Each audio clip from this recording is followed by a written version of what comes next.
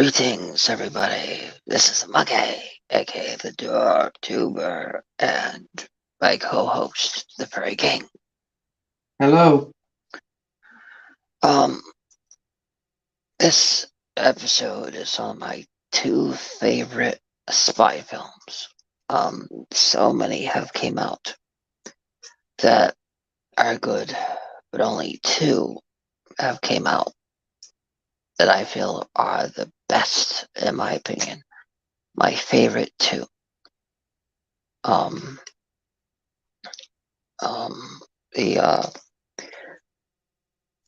The first one that I love is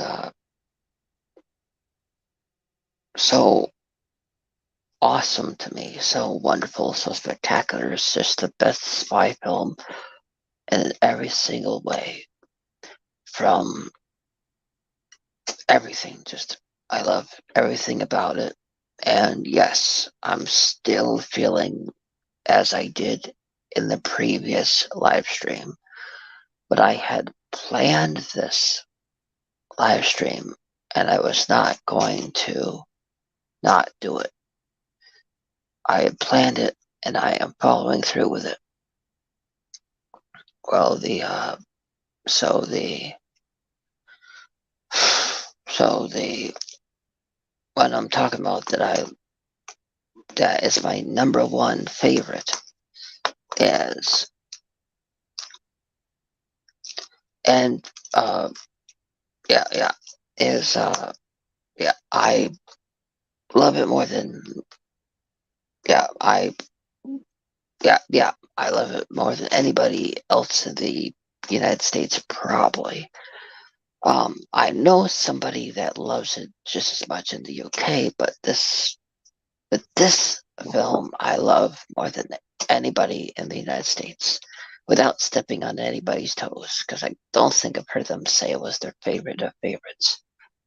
But this is my number one favorite spy film ever, ever, and that is uh, this is Anna right there. Uh, yeah, this is my favorite spy film. I can watch it for anytime, and I love it. It still gets me to watch it. Whenever I put it on, it holds my attention, and I just love it more than any other spy film. I mean, I even love it more than Black Widow. Yep. And even Black Widow and all the other films. Yep. I love this one best. This is my number one favorite. I even love it so much that see this version of it. It's the DVD version. See, but I love it so much. After having it on DVD, I got it on Blu-ray, and then I even got it on 4K. Yeah, this is right there. Yeah, love it so much. I have it on every single format. Yeah, unlike Twister, this did not have a uh, laser disc release since it was newer, so I could not get it on that. But I at least got it on every single format that it was released on. The second film, I can't find my copy of. It's called The American. It stars George Clooney, and you may ask, why is it my second favorite in the world? Why is it my second favorite? It's because most spy films are all about like people that you can tell love being a spy.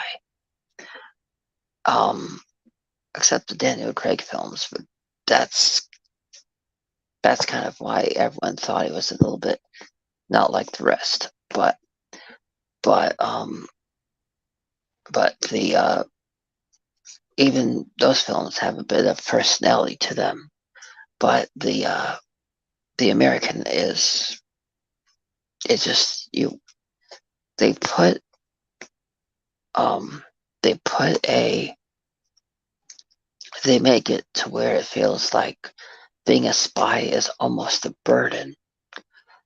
So years before the movie Black Widow came out, showing being a spy was not a popular thing to do, was not all glamour and everything, was not just a fun thing to do like in all the James Bond films up to Daniel Craig made it look like.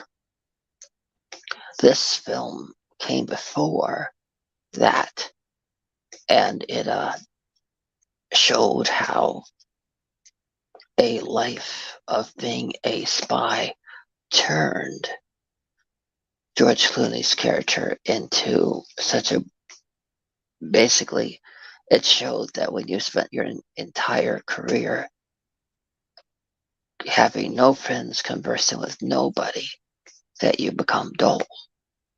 I mean, his version of a good time was reading a book on birds.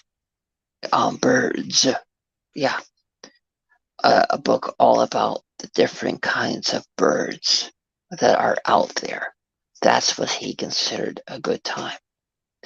You could see that when he suspected somebody, he ended up killing that person. Uh, After a year, after a whole career of being a spy, towards the end of his life, he just didn't trust anybody, and it showed a realistic look at that. After a year of having the same spy, your boss is going to get tired of you. The boss, you could tell, had dealt with him the entire reign of his whole career. And having the same boss for like 20 years would get the boss to be you know, tired of having you around to where, you know, so, and it just, to me, it paints a realistic look at what it would do to you and the people around you, and just the whole agency of you being in the same job and you being a spy for your whole career without dying, something that your boss probably didn't think you would do. So yeah, so it paints a very realistic look at that and what happens when you last that long in being a spy. I mean, think about it. We never saw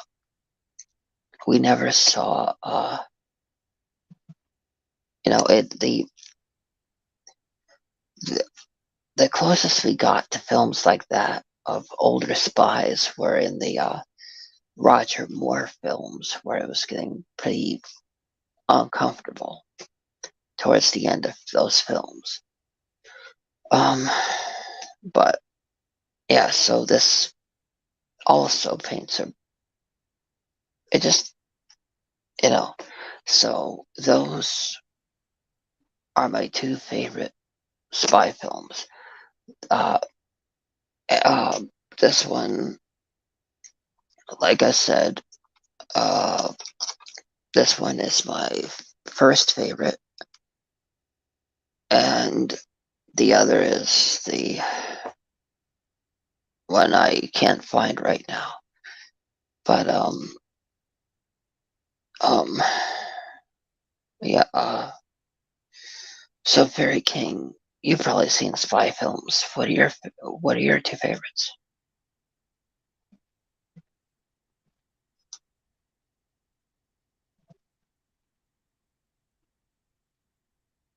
I would say that the very first favorite I had as a child was Inspector Gadget. Hmm, good one. I don't think that one's got a 4K release either. I haven't seen it around for years. Hmm. I don't I even have a think love for it. But I don't even think they have it on DVD. oh, okay. Uh, good movie. What would your second favorite spy film be? Spy Kids. Good film. Good film. Remember, I actually did a video on the third Spy Kids film. Remember? Yes, I remember. And I even talked about the first two also. But yeah, good, very good choices. Well, to all of you watching, hopefully you all can tell how I feel right now. So my head still feels like a banana, and that it is also, so it's like a banana and a migraine. It is splitting.